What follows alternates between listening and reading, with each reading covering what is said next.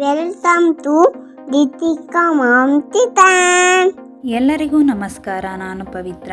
ಎಲ್ಲರಿಗೂ ಮಕರ ಸಂಕ್ರಾಂತಿ ಹಬ್ಬದ ಆರ್ಥಿಕ ಶುಭಾಶಯಗಳು. ಸಂಕ್ರಾಂತಿ ಹಬ್ಬಕ್ಕೆ ಎಳ್ಳು ಬೆಲ್ಲ ಮಾಡೋದು ಹೇಗೆ ಅಂತ ನೋಡೋಣ. ತುಂಬಾ ಸಿಂಪಲಾಗಿ ಮಾಡ್ಕೊಳ್ಬೋದು. ಎಳ್ಳು ಬೆಲ್ಲನ ಈ ರೀತಿ ಮನೇಲೇ ಮಾಡ್ಕೊಳ್ಳೋದ್ರಿಂದ ತುಂಬಾ ಚೆನ್ನಾಗಿರುತ್ತೆ. ನಾವು ಹೊರಗಡೆಯಿಂದ ತಂದು ಮಾಡೋದಕ್ಕಿಂತ ಈ ರೀತಿ ಮನೇಲೇ ಸಿಂಪಲಾಗಿ ಮಾಡ್ಕೊಳ್ಬೋದು. ಎಳ್ಳು ಬೆಲ್ಲ ತಿಂದು ಒಳ್ಳೇದು ಮಾತಾಡಿ ಅಂತ ಹೇಳ್ತಾ ವಿಡಿಯೋನ ಸ್ಟಾರ್ಟ್ ಮಾಡೋಣ ಬನ್ನಿ. ಕೊಬ್ಬರಿ ಮತ್ತು ಬೆಲ್ಲನ ತೊಗೊಂಡಿದ್ದೀನಿ. ಒಂದು ದೊಡ್ಡ ಸೈಜ್ ಕೊಬ್ಬರಿನ ತೊಗೊಂಡು ಕಟ್ ಮಾಡಿ ಮೇಲ್ಗಡೆ ಇರೋ ಸಿಪ್ಪೆ ಎಲ್ಲ ತೆಗೆದಿಟ್ಕೊಂಡಿದ್ದೀನಿ. ಬೆಲ್ಲನ ಅಚ್ಚು ಬೆಲ್ಲ ತೊಗೊಂಡಿದ್ದೀನಿ. ಈ ಥರ ಬೆಲ್ಲನ 4 ಅಚ್ಚು ಬೆಲ್ಲನ ತೊಗೊಂಡಿದ್ದೀನಿ. ಕೊಬ್ಬರಿಲಿರೋ ಮೇಲ್ಗಡೆ ಸಿಪ್ಪೆ ಎಲ್ಲ ತೆಗೆದು ಈ ರೀತಿ ಸಣ್ಣದಾಗಿ ಕಟ್ ಮಾಡಿ ಇಟ್ಕೊಂಡಿದ್ದೀನಿ. ನೋಡ್ತಾ ಇರ್ಬೋದು. ಕೊಬ್ಬರಿ ಮತ್ತು ಬೆಲ್ಲನ ಈ ರೀತಿ ಸಣ್ಣದಾಗಿ ಕಟ್ ಮಾಡಿ ಬಿಸಿಲಲ್ಲಿ ಚೆನ್ನಾಗಿ ಒಣಗಿಸ್ಕೊಳ್ಬೇಕು. ಬಿಸಿಲಲ್ಲಿ ಇದು ಎಷ್ಟು ಚೆನ್ನಾಗಿ ಒಣಗುತ್ತೋ ಅಷ್ಟು ಚೆನ್ನಾಗಿ ಬರುತ್ತೆ ಎಳ್ಳು ಬೆಲ್ಲ. ನಾವು ತುಂಬ ದಿನ ಸ್ಟೋರ್ ಮಾಡ್ಬೋದು. ಅದಕ್ಕೋಸ್ಕರ ಬಿಸಿಲಲ್ಲಿ ನೀಟಾಗಿ ಒಣಗಿಸ್ಕೊಳ್ಬೇಕು. ನಾನು ಈ ಸೈಜಲ್ಲಿ ಕಟ್ ಮಾಡ್ಕೊಂಡಿದ್ದೀನಿ. ಬೆಲ್ಲ ಮತ್ತು ಕೊಬ್ಬರಿನ ಸಣ್ಣದಾಗಿ ಕಟ್ ಮಾಡ್ಕೊಂಡಿದ್ದೀನಿ. ನೋಡಿ, ಬೆಲ್ಲ ಎಲ್ಲ ಒಣಗಿ ತುಂಬ ಡ್ರೈಯಾಗಿ ಆಗಬೇಕು. ಅಲ್ಲಿವರೆಗೂ ಒಣಗಿಸ್ಕೊಳ್ಬೇಕು. 1-2 ದಿನ ಈ ರೀತಿ ಬಿಸಿಲಲ್ಲಿ ಒಣಗಿಸ್ಕೊಂಡ್ರೆ ಸಾಕು. ತುಂಬ ಚೆನ್ನಾಗಿ ಬರುತ್ತೆ ಎಳ್ಳು ಬೆಲ್ಲ ಅಂತೂ. ನೋಡಿ, ಈ ರೀತಿ ಕಟ್ ಮಾಡಿ ಒಣಗಿಸ್ಕೊಳ್ತಾ ಇದ್ದೀನಿ. 2 ದಿನ ಬಿಸಿಲಲ್ಲಿ ಇಟ್ಟರೆ ಸಾಕು, ತುಂಬ ಚೆನ್ನಾಗಿರುತ್ತೆ. ಬಿಸಿಲಲ್ಲಿ ಒಣಗಿಸಿ ಸೈಡ್ಗೆ ಎತ್ತಿಟ್ಕೊಂಡಿದ್ದೀನಿ. ಇವಾಗ ನಾವು ಕಡಲೆ ಬೀಜನ ಹುರ್ಕೊಳ್ಬೇಕು. ಸ್ಟವ್ ಮೇಲೆ ಒಂದು ಬಾಣಲೆನ ಇಟ್ಕೊಂಡು ಕಡಲೆ ಬೀಜನ ತೊಗೊಂಡಿದ್ದೀನಿ. 1.5 ಕಪ್ಪಷ್ಟು ಕಡಲೆ ಬೀಜನ ಹಾಕ್ಕೊಳ್ತಾ ಇದ್ದೀನಿ. ಇದೇ ಕಪ್ಪಲ್ಲಿ ನಾನು 1.5 ಕಪ್ಪಷ್ಟು ಕಡಲೆ ಬೀಜನ ಹಾಕ್ಕೊಳ್ತಾ ಇದ್ದೀನಿ. ಕಡಲೆ ಬೀಜನ ನೀಟಾಗಿ ಹುರ್ಕೊಳ್ಬೇಕು. ಕಡಲೆ ಬೀಜನ ಗರ್ಗರಿ ಆಗೋ ತನಕ ಹುರ್ಕೊಳ್ಬೇಕು. ಕೆಲವರು ಸ್ವಲ್ಪನ ಹುರಿದ್ಬಿಟ್ಟು ಸಿಪ್ಪೆನ ತೆಗೆದು ಹಾಕ್ಕೊಂಡು ಬಿಡ್ತಾರೆ. ಆವಾಗ ತಿನ್ನಬೇಕಾದ್ರೆ ಹಸಿ ಹಸಿ ಅನಿಸುತ್ತೆ. ಅದಕ್ಕೋಸ್ಕರ ಈ ರೀತಿ ನೀಟಾಗಿ ಹುರ್ಕೊಂಡು ಕಂಪ್ಲೀಟಾಗಿ ತಣ್ಣಗಾದ್ಮೇಲೆ ಸಿಪ್ಪೆನ ತೆಗೆದುಬಿಡಬೇಕು. ತಣ್ಣಗಾದ್ಮೇಲೆ ಸಿಪ್ಪೆನ ತೆಗೆಯೋದ್ರಿಂದ ಒಂದೂ ಕೂಡ ಸಿಪ್ಪೆ ಇರೋದಿಲ್ಲ. ಅದಕ್ಕೋಸ್ಕರ ತಣ್ಣಗಾದ್ಮೇಲೆ ಸಿಪ್ಪೆನ ತೆಕ್ಕೊಳ್ಳಿ. 100 ಗ್ರಾಮ್ 2 ಪ್ಯಾಕೆಟು ಎಳ್ಳು ಪ್ಯಾಕೆಟ್ನ ತೊಗೊಂಡಿದ್ದೀನಿ. ಈಗ ಆ ಎಳ್ಳನ್ನು ಕೂಡ ಹುರ್ಕೊಳ್ಬೇಕು. ನಾವು ಕಡಲೆ ಬೀಜನ ಹುರ್ಕೊಂಡಿದ್ದೀವಲ್ಲ, ಬಾಣಲಿ ತುಂಬ ಬಿಸಿಯಾಗಿರುತ್ತೆ.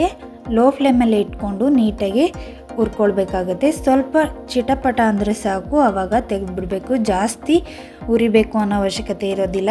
ಬಾಣಲಿ ಬಿಸಿಗೇ ಬೇಗನೆ ಫ್ರೈ ಆಗುತ್ತೆ. ನೋಡ್ತಾ ಇರ್ಬೋದು. ಈ ರೀತಿ ಆದರೆ ಸಾಕು. ಸ್ವಲ್ಪ ಕಲರೂ ಕೂಡ ಚೇಂಜ್ ಆಗಿದೆ.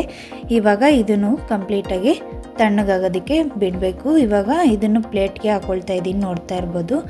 ಇವಾಗ ಹುರಿದಿರುವಂಥ ಇಂಗ್ರೀಡಿಯೆಂಟ್ಸ್ ಎಲ್ಲ ರೆಡಿಯಾಗಿದೆ. ಕಂಪ್ಲೀಟಾಗಿ ತಣ್ಣಗಾದ್ಮೇಲೆ ಎಳ್ಳು ಬೆಲ್ಲನ ಮಿಕ್ಸ್ ಮಾಡ್ಕೊಳ್ಬೇಕಾಗತ್ತೆ. ನೋಡ್ತಾ ಇರ್ಬೋದು. ನಾನು ಎಲ್ಲ ಇಂಗ್ರೀಡಿಯೆಂಟ್ಸ್ನು ತೆಗೆದು ಇಟ್ಕೊಂಡಿದ್ದೀನಿ. ಹುರ್ಗಡ್ಲೆ, ಕೊಬ್ಬರಿ, ಬೆಲ್ಲ, ಎಳ್ಳು ಮತ್ತು ಕಡಲೆ ಬೀಜನ ಸಿಪ್ಪೆ ತೆಗೆದು ಇಟ್ಕೊಂಡಿದ್ದೀನಿ. ನೋಡ್ತಾ ಇರ್ಬೋದು.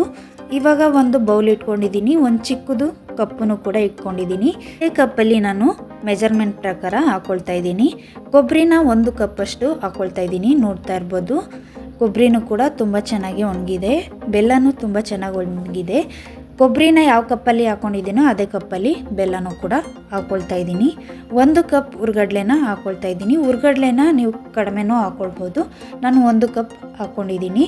1 ಕಪ್ ಕಡಲೆ ಬೀಜನ ಹುರಿದು ಸಿಪ್ಪೆನ ತೆಗೆದಿಟ್ಕೊಂಡಿದ್ನಲ್ಲ, ಅದನ್ನು ಕೂಡ ಸೇರಿಸ್ಕೊಳ್ತಾ ಇದ್ದೀನಿ. ನೋಡಿ, ಈ ರೀತಿ ಕಲರ್ ಚೇಂಜ್ ಆಗೋ ತನಕ ಹುರ್ಕೊಂಡಿದ್ರೆ ತುಂಬ ಗರ್ಗರಿಯಾಗಿ ಬರುತ್ತೆ. ತಿನ್ನಬೇಕಾದ್ರೆ ತುಂಬಾ ಚೆನ್ನಾಗಿರುತ್ತೆ. 1 ಕಪ್ಪಷ್ಟು ಎಳ್ಳನ್ನು ಕೂಡ ಹಾಕ್ಕೊಳ್ತಾ ಇದ್ದೀನಿ.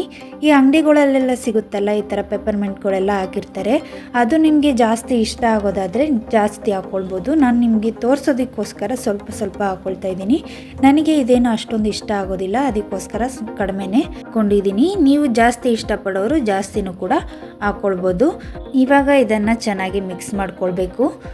ಮಿಕ್ಸ್ ಮಾಡೋದಕ್ಕೆ ಇದು ಬೌಲು ಚಿಕ್ಕದಾಯಿತು ಅಂತ ಪ್ಲೇಟಲ್ಲೇ ಮಿಕ್ಸ್ ಮಾಡ್ಕೊಳ್ತಾ ಇದ್ದೀನಿ. ನೋಡ್ತಾ ಇರ್ಬೋದು. ಈ ರೀತಿ ಸರಿಯಾಗಿ ಮಿಕ್ಸ್ ಮಾಡ್ಕೊಳ್ಬೇಕು.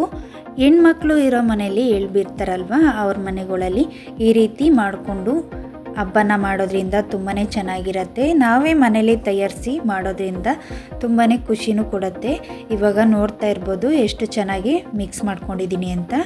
ಈ ರೀತಿ ಮಿಕ್ಸ್ ಮಾಡಿಕೊಂಡ್ರೆ ಸಾಕು. ನಾನು ಈ ಮೆಜರ್ಮೆಂಟಲ್ಲಿ ಮಿಕ್ಸ್ ಮಾಡ್ಕೊಂಡಿದ್ದೀನಿ. ನೀವು ಯಾವ ರೀತಿ ಮಿಕ್ಸ್ ಮಾಡ್ತೀರಾ ಅಂತ ನನಗೆ ಕಮೆಂಟ್ನಲ್ಲಿ ತಿಳಿಸಿ. ಎಳ್ಳು ಬೆಲ್ಲ ರೆಸಿಪಿ ನಿಮಗೆ ಇಷ್ಟ ಆಗಿದರೆ ನಿಮ್ಮ ಫ್ಯಾಮಿಲಿ ಫ್ರೆಂಡ್ಸ್ಗೂ ಶೇರ್ ಮಾಡಿ.